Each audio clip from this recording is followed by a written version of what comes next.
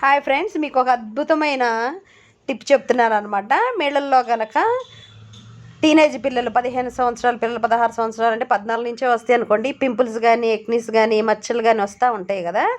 అలాంటి పిల్లలకి మంచి అద్భుతమైన టిప్ అనమాట. ఈ ఫోటోలు కనపడుతున్నది మా పాప అనమాట. మా పాప డైలీ అదే చేసుకుంటుంది కాబట్టి మొహం మీద ఎలాంటి మచ్చలు కానీ, మొట్టాలు కానీ, ఎక్నీస్ కానీ ఏమి ఉండదు, ఎప్పుడు క్లియర్గా ఉంటుంది.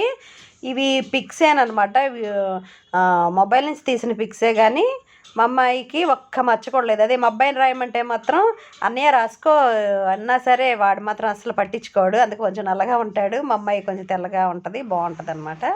అయితే ఏం చేయాలంటే మీ పిల్లలకి మనం రోజు అన్నం వండుతాం కదా, అన్నం వండినప్పుడు ఫస్ట్ బియ్యం కడుగుతాం కదా, ఫస్ట్ వాటర్ని పారబోసేయాలి.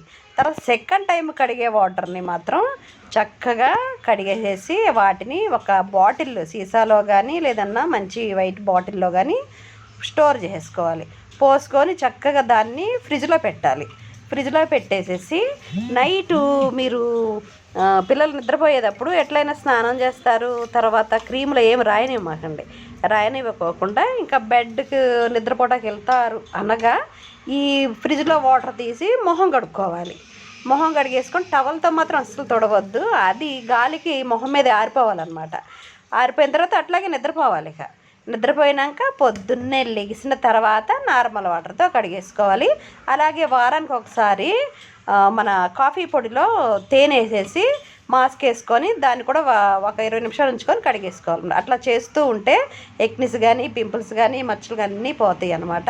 ఇది తప్పకుండా వర్కౌట్ అయ్యిద్ది. చేసి చూపించండి. ఈ వీడియో కనుక మీకు నచ్చుంటే షేర్ చేయండి, లైక్ చేయండి, కామెంట్ చేయండి, సబ్స్క్రైబ్ చేయడం మాత్రం మర్చిపోవద్దు. మరొక వీడియోతో ముందుకు వస్తాను.